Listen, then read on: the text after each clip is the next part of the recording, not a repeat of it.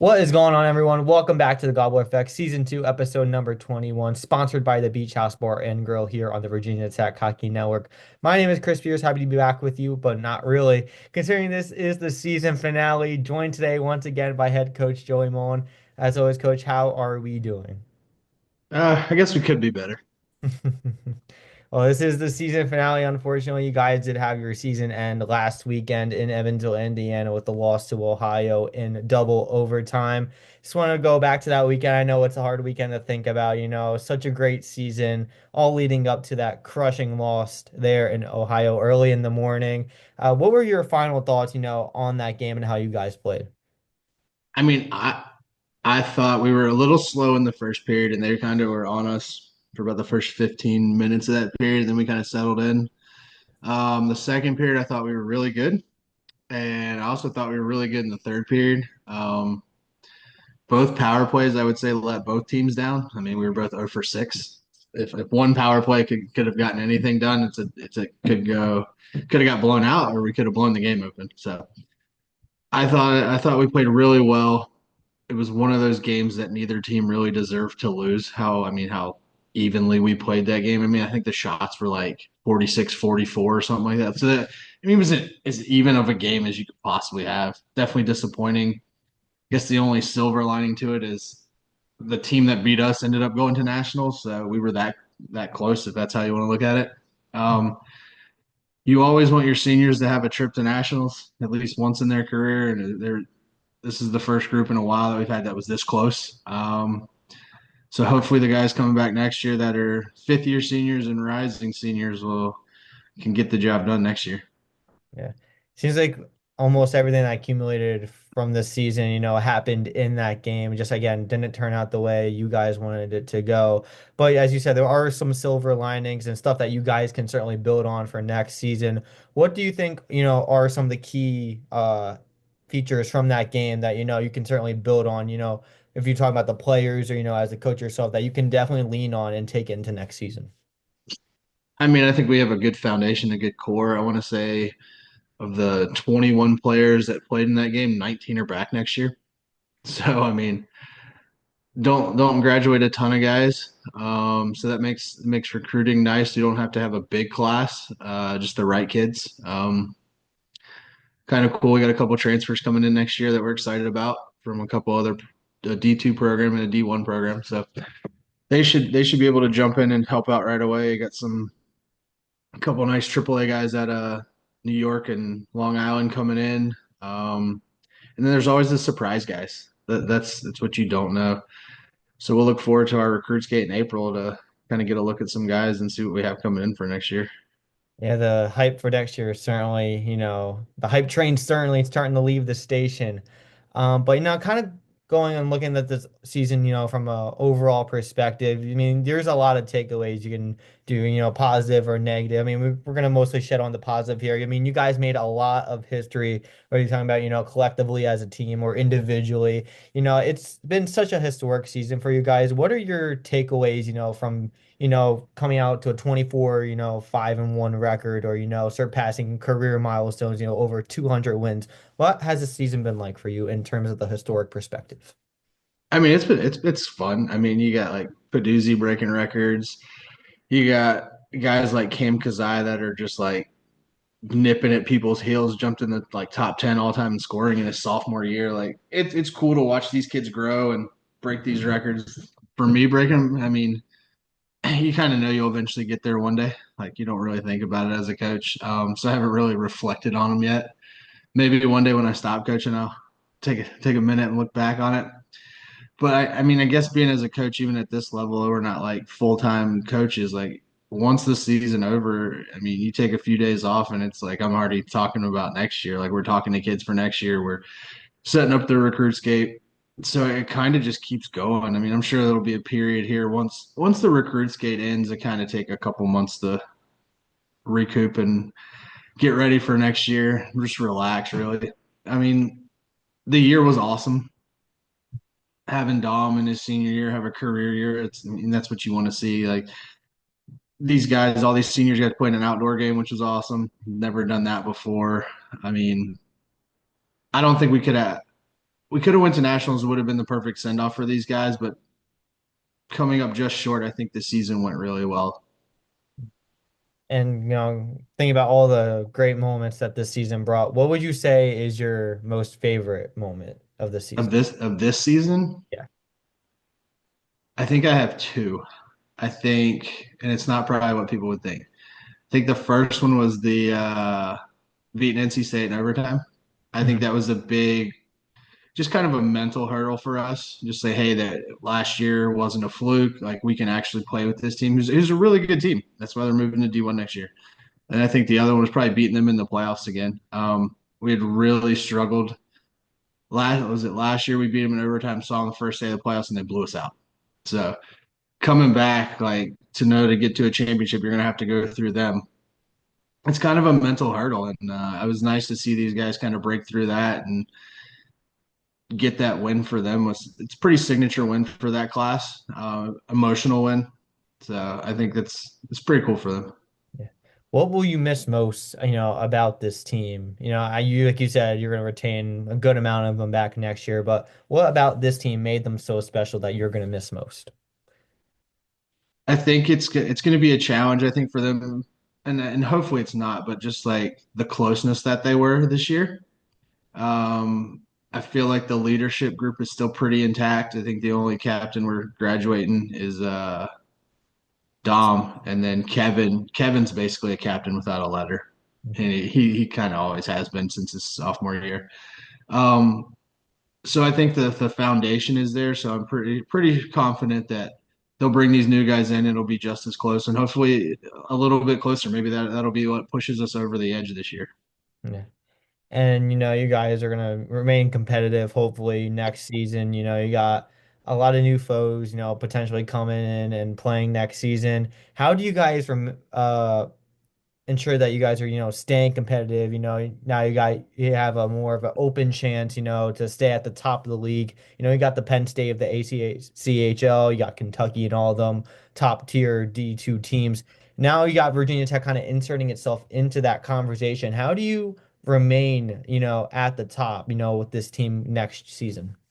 I mean, we were there for a while. Like even right before I came over here, we were a top 17 team every year. And my first 5 or 6 years, we were in the top 15 almost every year. Went through a little dry spell with recruiting. It's hard to get kids in, so kind of falling off. So I don't think it's not foreign to us as a coaching staff. I think it'll be new for some of these guys coming in first game with a target on your back all year because you were in the top five all year. I think if we just stay consistent in how we approach practice and how we approach games and stuff like that, I think we could tighten up a little bit of focus before weekends. I think a couple weekends that kind of bit us and maybe put us in a matchup that didn't favor us towards the end of the year. Tighten that up a little bit. I mean, I think we'll be fine. I don't see us falling off anytime soon. Do you have like a message, or did you give a message to the team, after that loss, saying like, don't put yourselves down so much. You have a whole nother season you have next year too. You guys will be back, in regionals or potential nationals. What kind of speech did you give to the team when on Saturday when you guys lost? I mean, I didn't say a whole lot just because I mean it's a tough and it's an emotional time right after for the seniors. I guess it's the last competitive game they're probably going to play ever. So I kind of let them have the room. We're gonna have a skate on next Wednesday as a one more skate as a team. So I'll probably talk a little more then. I mean, it's just my biggest thing to them after that was a thank you. I mean, they did all the work. We just try to put them in the best place to be successful, but they're the ones going out and doing the work. So it's Mm. really, I guess, I'm really thankful that they were willing to do the work away from the rink to be ready on the rink. So it just shows their character and commitment. It was just a special year. And then for the guys who are coming back, what was your message to them, about the off season, building themselves back up and, staying, uh, you know, you know what I'm saying, staying active on the rink, and getting ready for next season. So we do a couple of things. We basically as a coaching staff get together and write them a little paragraph on what they did great, what we think they can improve on over the summer. and each kid will get their own individual one. It's just not like a carbon copy. We sit down and do it for each individual player. And then the nice thing, Colin, our assistant coach, does summer skates all summer in DC. So I know a lot of my guys jump out there from the Maryland, Virginia, Richmond guys will jump out there and skate with him once a week, and he keeps them ready. He trains some like NCAA guys that are in skates with these guys, so they're getting high level training even during the summer, which is nice. I mean, we got one guy that's jumping out with a figure skating power coach starting next week, so like they're already starting now.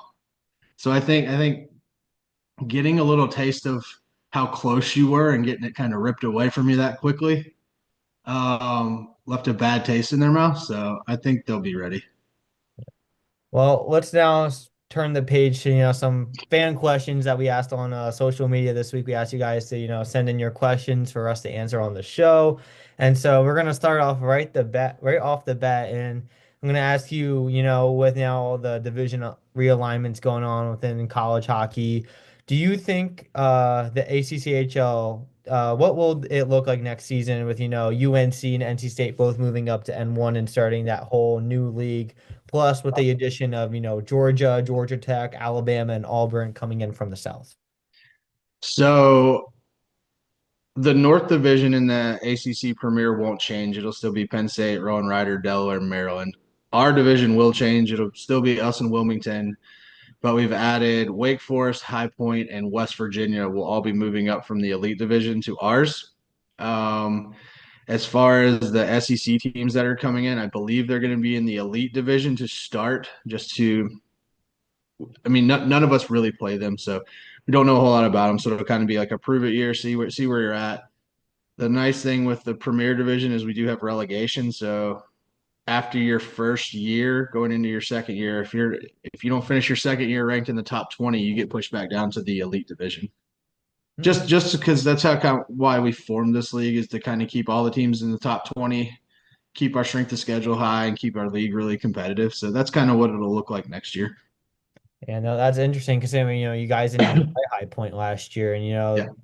it's one of the main games that people like to see is you guys versus the Panthers. But then you guys said like you got the addition of West Virginia, a rival, kind of replacing NC State, who I'm sure we might play next season. So, you They're on know, the schedule. UNC and NC State are both home and homes on the schedule, I believe, next year. So I think perfect. we'll continue to keep that just because it's a natural rival. We've played together against each other for probably the last 12 to 15 years every year. So I don't think that'll go away. We do have a couple new additions that we haven't had in the past for a while. So Mhm. we will play a home and home with Liberty next year. Cool. That one's on the books. We're actually going to play Ohio twice in Ohio next year. So that was scheduled even before this regionals happened. So that's kind of neat. I'm trying to think. Think we have a game with Tennessee. In Tennessee or I believe it's at home. oh, I know their broadcaster. I don't know if you've seen it on TikTok, but he's pretty funny. Yeah, The other yeah. team. I believe they're gonna make a trip. I think it's tentatively scheduled. So that'll be fun. Couple new teams to see how we stack up. I think Tennessee's AAU D1, so we'll kind of see what the level is there. I venture to say it's probably pretty comparable. So Well, that's definitely something to look forward to. Exciting. Can't wait to see when the schedule release comes out for the team next season.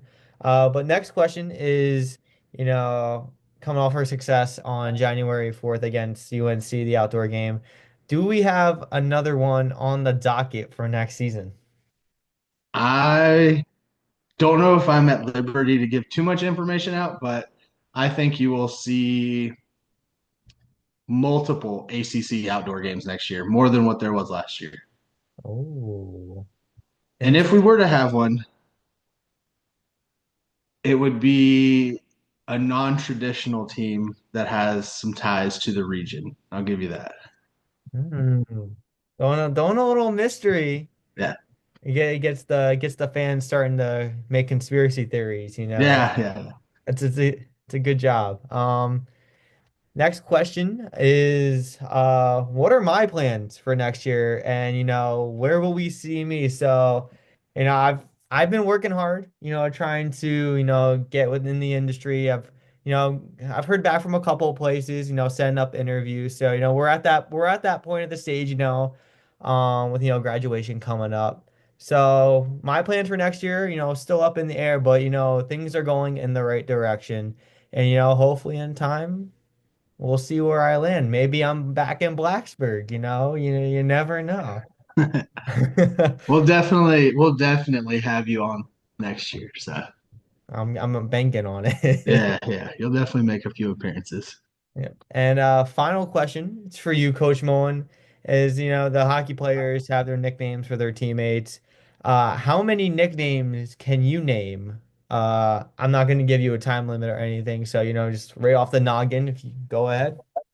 So I mean, there's a couple like easy ones like Gavin Paduzzi, we call him Doozy. Zach Stewart, we call him Stewie. Marshall, we call him Marsh. Tulo's got one, we call him Twos. Trying to think if there's a couple Sullys on the team for Max and Jack. JH, we call him Ja. It's just that's what they call him. It's kind of stuck. Goalies, there's not. I mean, none of the goalies really have. I mean, one's got one, but we can't talk about that. It's not very appropriate. So can't talk about his nickname. Trying to think of anybody else who's got any good ones. I mean, Globby for I Globbits. think I think I think Globby is my favorite nickname on. Yeah, I mean, it's a pretty good one. Brandon Anderson, we call him BA. Yeah. Pretty easy one. So no one's got any crazy nicknames. Mm. Not like some guys I've played with have Did some just wild ones. did the guys have any nickname for the coaches? Like, did they have nicknames for you or Dave or Colin? No, no one's really called me anything other than Coach or Joey. I don't know if any of the D have a pretty special relationship with Dave, so who knows what they call him sometimes. I think Colin was kind of new this year, so I think next year this was kind of like a break-in year for him just to get his feet wet with us. We had a nice 9-hour trip on the way home that we had a really good talk about what he enjoyed and he's excited for next year. So I think bringing him on was a really smart move and a good fit for us. He does a lot of things that like video analysis and stuff that I'm not great at. So he brought that extra dimension. So I think we got a good setup right here and we're ready for next year. I know, all sounds exciting and can't wait to see what you guys cook up next season. Final thoughts of the 2024-2025 season before we wrap it up for season number 2 of the Gobbler Effect here on the Virginia Tech Hockey Network. Final thoughts. So I'm gonna ask you a question. Great. Being this is your last one that you're going to post, Host, yep. what has this all meant to you over the last couple years? Oof. No, that's a good one to end on. It's a good question to end on. I mean, not just the show, this program's given me a lot, it's given me, experience out in the field of sports, whether it be, broadcasting, graphics, videography, photography, interviewing. It's given me all the ins and outs of this business, building connections. Like I said, I feel like a family with you guys. I'm thankful that you guys, brought me in and make me feel like I'm part of the team. And, these last 3 years have been, nothing short of incredible, and it's been an amazing ride. 2 mid seasons, but the last one is always the best one, and so it's always great to see a team succeed. And being a part of it and feel like you did your job, and that's exactly what I felt like with this team.